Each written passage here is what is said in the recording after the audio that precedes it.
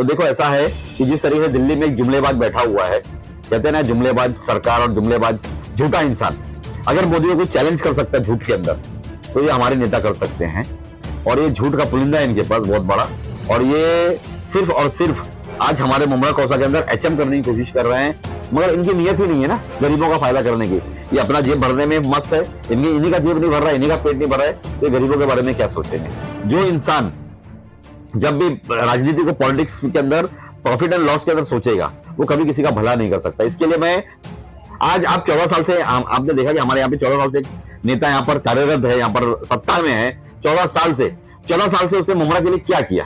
क्या मुमरा के पानी का मसला हल हो पाया? आज तक के नहीं हो पाया। क्या मुमरा का लाइट का मसला हल हो पाया? उल्टा हमारे को लाइट के अंदर और आग की तरफ झोंक दिया गया।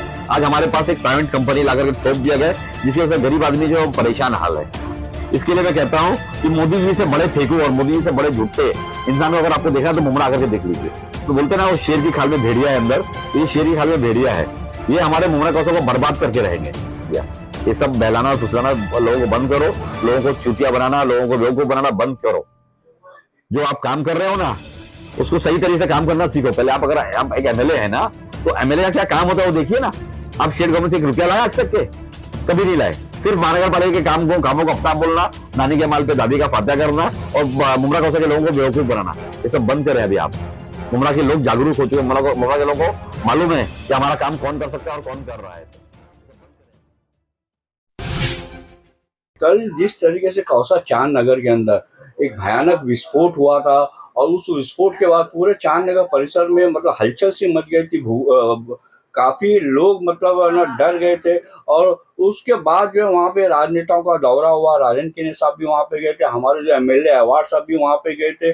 और अवार्ड साहब ने वहाँ जाने के बाद, दौरा करने के बाद जो मीडिया के अंदर जो बातें कही है उसके ऊपर आपका क्या कहना है? सबसे पहले तो मैं आपको एक बात बता दूं कि कल जो ब्लास्ट हुआ था, आज टाइम्स इंडिया में उसकी न्यूज आई हुई है।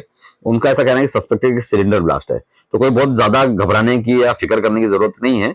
एक ब्लास्ट हुआ है और उसकी तीव्रता तो जो थी वो बहुत ज्यादा थी, उसका वेलोसिटी जो बहुत ज्यादा थी या उसका मैग्नीट्यूड जो बहुत ज्यादा था, जिसकी वजह से बहुत सारे वहां पे ग्लास पेन्स टूट गए हैं, बहुत सारे बिल्डिंगों के खिड़कियों को नुकसान पहुंचा है, 3 लोग वहां पर इंजर्ड भी हुए हैं। इसके ऊपर हमारे जो महानगर पालिका के जितने भी आला अधिकारी है, खाली कमिश्नर साहब से मेरी बात नहीं हो पाई, वरना दोनों एडिशनल कमिश्नर हमारे रोड़े साहब और मालवी साहब से बात हुई मेरी।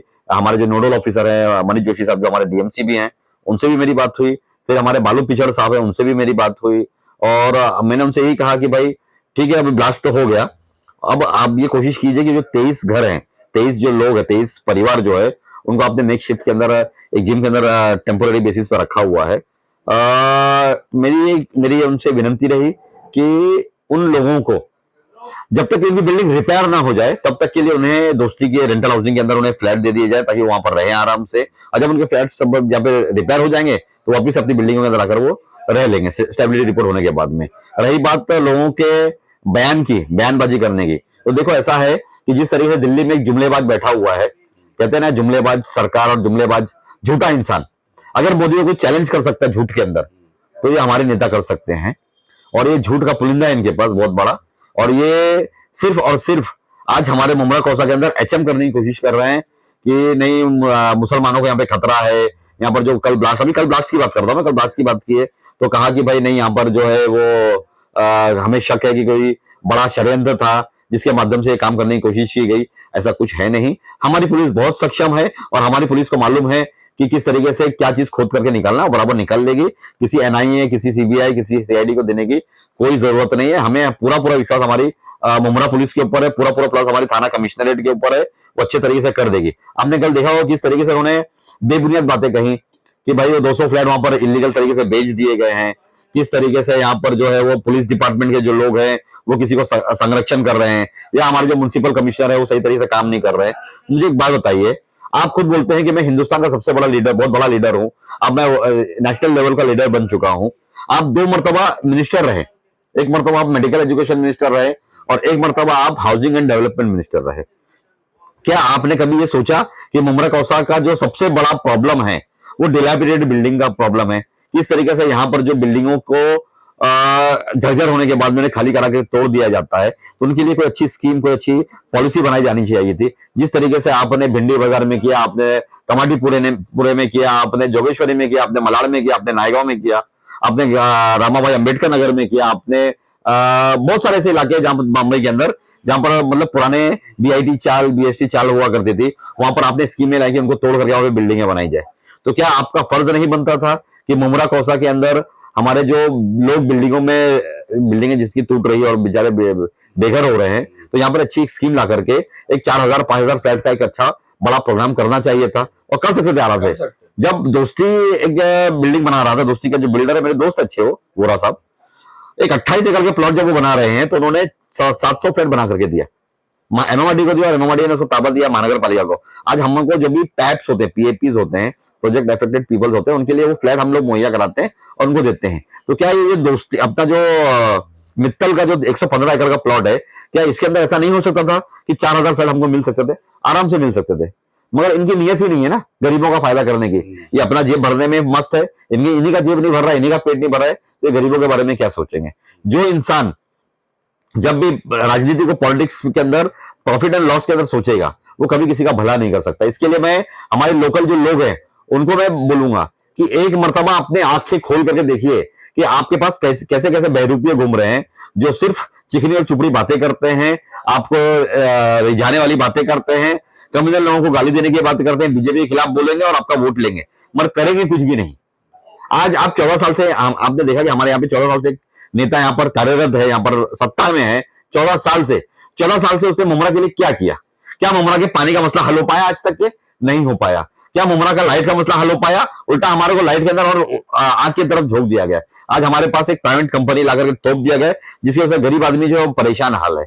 आज क्या हमारे यहाँ पर ट्रैफिक का मसला हल हो पाया? क्या हमारे पास पीएन पार्क हो पाया? क्या हमारे पास हॉकिंग प्लाजा हो पाया? नहीं हो पाया। ये किसका काम था करने का? ये खाली क्या नगर सेवकों का काम था करने का? ये आपका काम था करने का? आपने कुछ नहीं किया। उल्टा जो नगर सेवकों का काम है, जिसे कहते हैं ना नानी के माल पे दादी का फातिया, आज जो हॉस्पिटल बना हो महानगर पालिका ने बनाया, चाहे स्टेडियम बना हो महानगर पालिका ने बनाया, चाहे यूडीडब्ल्यू के रोड हो महानगर पालिका ने बनाई, चाहे एसटीपी हो महानगर पालिका ने बनाई, चाहे वो बीएससीपी हो महानगर पालिका ने बनाई, चाहे वो हमारे डीपी रोड मित्तल का हो महानगर पालिका ने बनाई। तो ऐसे बहुत सारी चीज, चाहे वो रिमॉडलिंग ऑफ वाटर प्रोजेक्ट हो, वो भी महानगर पालिका ने पैसा दिया। तो इन्होंने किया क्या? खाली यही किया कि भाई ये मैंने लाया, ये मैंने लाया, ये मैंने लाया, और लोग इनका विश्वास कर लेते हैं। मैं एक बात आपको बोलता हूं कि मैं भी अगर कोई बात अगर बोलूं तो उसको थोड़ा सा थोक कर जाके देख लीजिए मैं सच बोल रहा हूं या झूठ बोल रहा हूं।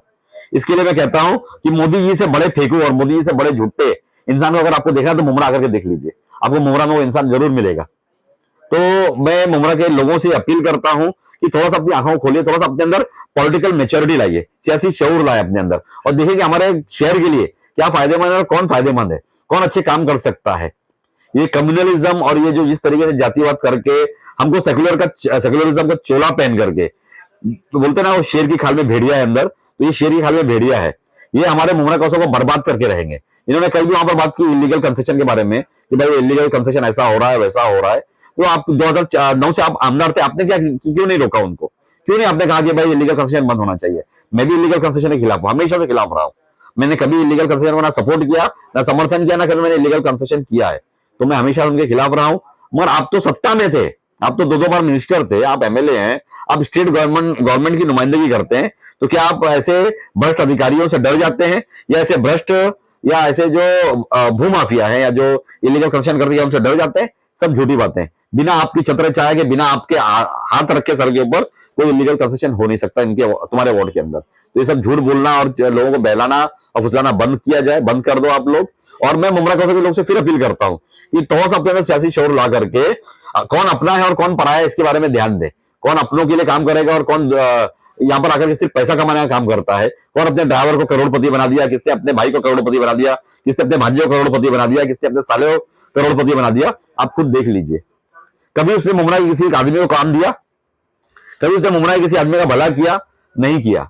ये सिर्फ बोलने की बात है। अभी आपने देखा होगा उस दिन बीच में कि वो स्कूल के बच्चों को ले जाकर के एक फुटपाथ के बच्चे को लेकर स्कूल के एडमिशन करा रहे थे। अरे मैं मानता आपको, जब आप हमारे उस बच्चे को किसी प्राइवेट स्कूल में जाते, अपने जेब से उनका पैसा भरते और उसके साल भर की फीस या फिर 10वीं तक की उसकी फीस भरते, मगर आपने जो किया ना, मैं मुमरा कौसा के हर नगर सेवक के बारे में जानता हूं, चाहे वो शानू पठान साहब हो, चाहे वो सिराज डोंगरे साहब हो, चाहे वो हमारे सैयद अली भाई साहब हो, चाहे हमारे जफर नवानी साहब हो, चाहे मैं हूं, चाहे अशीम राउत हो, हम लोग मई के एंड से, मतलब जून के पहले हफ्ते से लेकर के अगस्त के एंड तक के हम लोग 500 एडमिशन कराते हैं, मगर हम लोग वीडियो नहीं निकालते। हम लोग जाकर के उनको जाकर के एक सोशल मीडिया के ऊपर हाईलाइट नहीं करते कि देखो हमने इनको इस तरीके से ये काम करके दे दिया। ये सब बहलाना और फुसलाना लोगों को बंद करो, लोगों को चूतिया बनाना, लोगों को बेवकूफ बनाना बंद करो। जो आप काम कर रहे हो ना, उसको सही तरीके से काम करना सीखो। पहले आप, अगर आप एक एमएलए है ना, तो एमएलए का क्या काम होता है वो देखिए ना। आप स्टेट गवर्नमेंट से 1 रुपया लाए आज तक के? कभी नहीं लाए। सिर्फ महानगर पालिका के कामों को अपना बोलना, नानी के माल पे दादी का फायदा करना और मुमरा कौशा के लोगों को बेवकूफ बनाना, ये सब बंद करें अभी आप। मुमरा के लोग जागरूक हो चुके हैं, मुमरा के लोगों को मालूम है कि हमारा काम कौन कर सकता है और कौन कर रहा है, तो ये सब बंद करें अभी।